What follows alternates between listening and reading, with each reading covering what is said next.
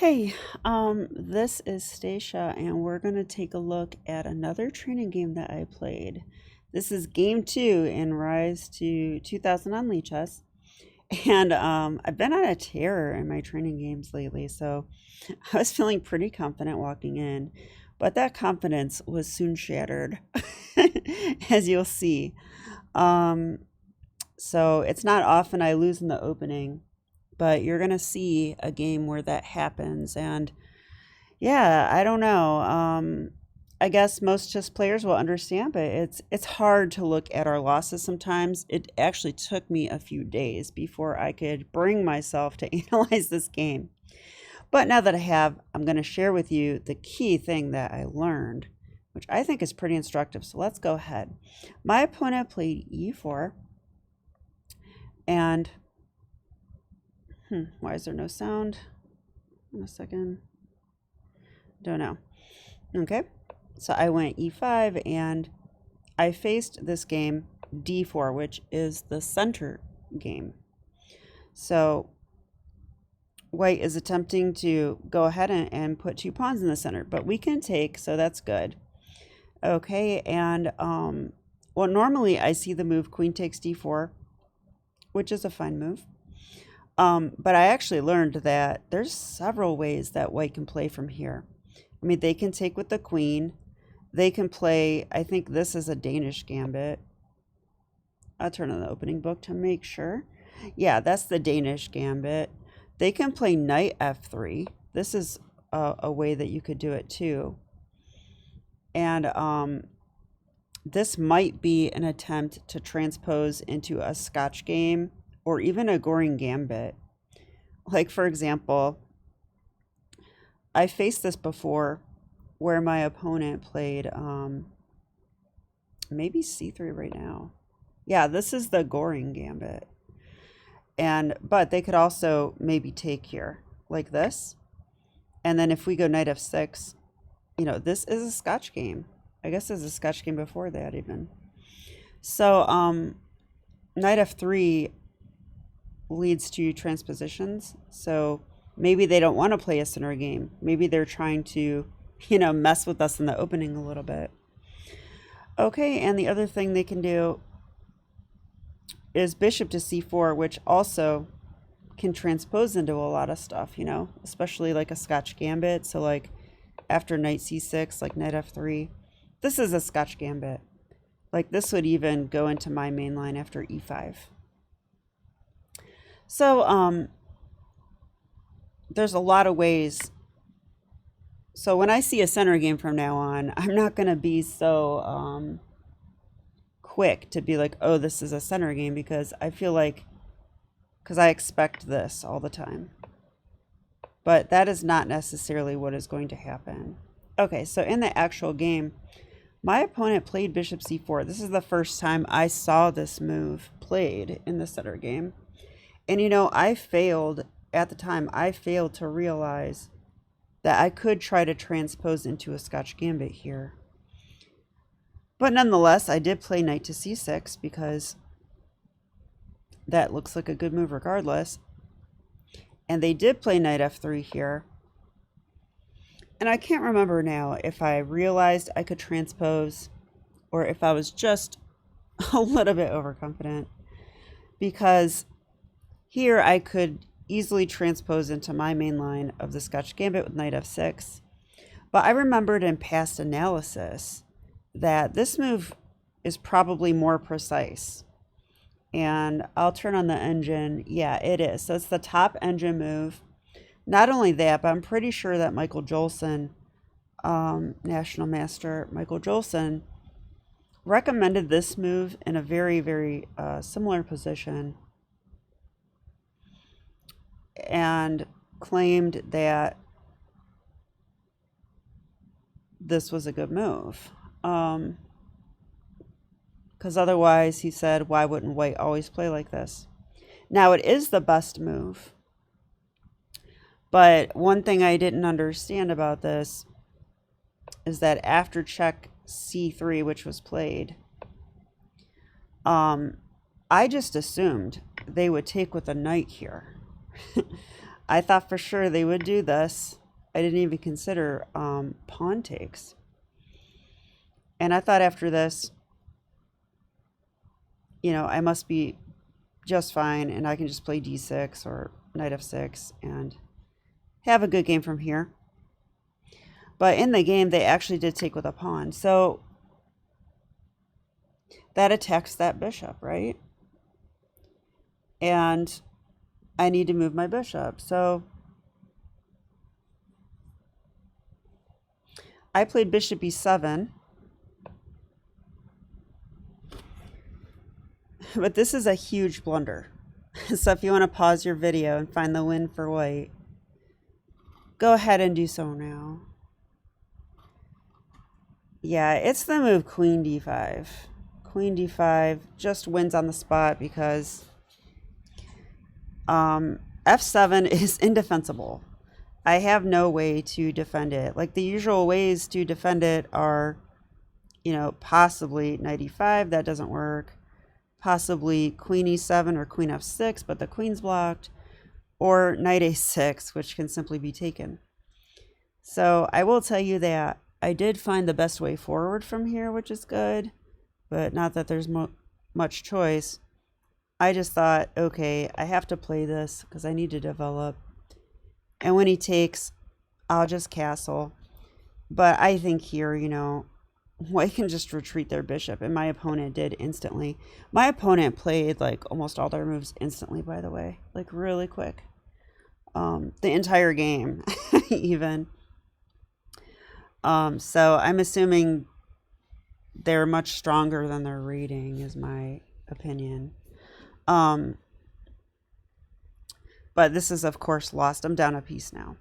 But I do want to go back. I think this is a healthy practice. So why did I play bishop e7? And what do I need to do to avoid a mistake like this in the future? Well, one thing that I think I should notice here that I did not notice during the game, but this is fascinating to me. Let's see if you guys think it's fascinating.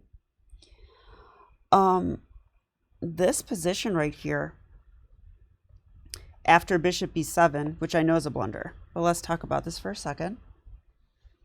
This position, if you look at it, what opening does this look like? It looks like an Evans Gambit, does it not? It looks like an Evans Gambit. And so I'm like, you know what? If I had seen this looked like Evans Gambit, I think I would have played the move bishop a5. Because I would start seeing, you know, if this is Evans Gambit, then I want to know, you know, what's going to happen after queen b3 or attacks on f7 in general, you know, because that's what I would do in Evans Gambit with white. And I think I would have noticed that f7 is very sensitive here, had I seen that similarity. So I probably would have played bishop a5. And the thing that's weird here, though, is that when I play Evans Gambit, I don't have this queen d5 thing. So what's the difference? So check this out. There is a difference. If we play this like Evans Gambit, which would go like this.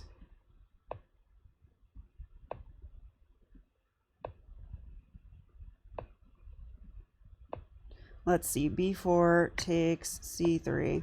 Okay, let's play that bishop e7 move.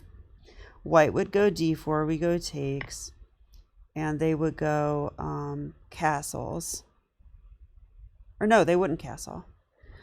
Yeah, I think this is the position. Okay, so I'm going to switch back to the other one now where I play bishop e7. Ah, yeah. Okay, so do you see the difference here? I'll go back again.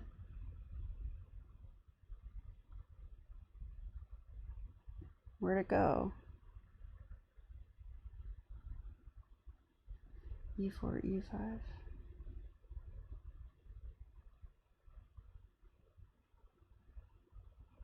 Where did it go? It disappeared.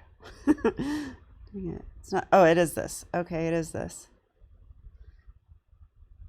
So I don't know if you saw that, but the only difference that I can see is that this pawn is here. This black pawn is present on d4. And if we look at the position I got in the game, it's identical, except the black pawn is not present. And that actually matters a lot because this queen d5 thing becomes a resource for black. And that's the reason I lost the game. I mean, queen b3 is also a concern. I would be concerned about this for sure. And if the black pawn was there, that is what I would expect in Evan's Gambit. But I think here, you know, we actually have this knight a5 resource. I know this looks weird, but you can actually play like this. Like king f8.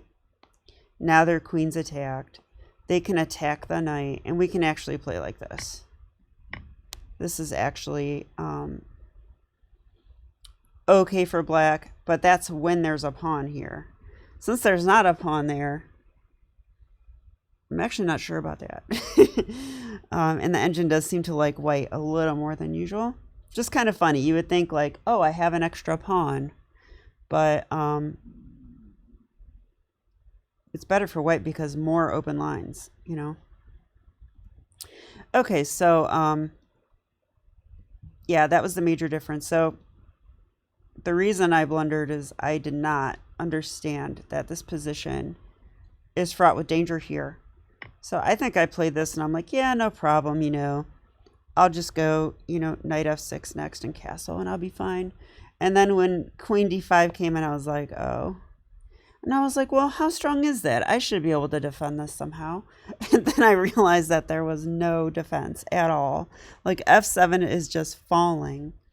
And I mean, no matter what, I mean, and it comes with the threat of mate. So it's just like, you know, it's just horrible. So this is a terrible moment for me. I'll show you what actually happened. But I mean, the game's over. I mean, here I'm just like, well, I'll play for tricks. Maybe if I win the piece back, you know, I'll be fine. But I think he played very well.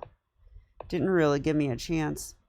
Yeah, even like queen d5 again here, just like really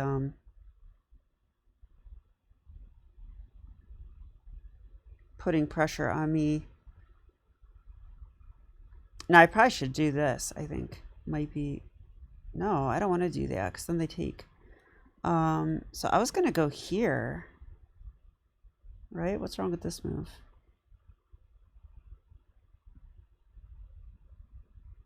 Oh, I think I didn't like, there's something I didn't like here.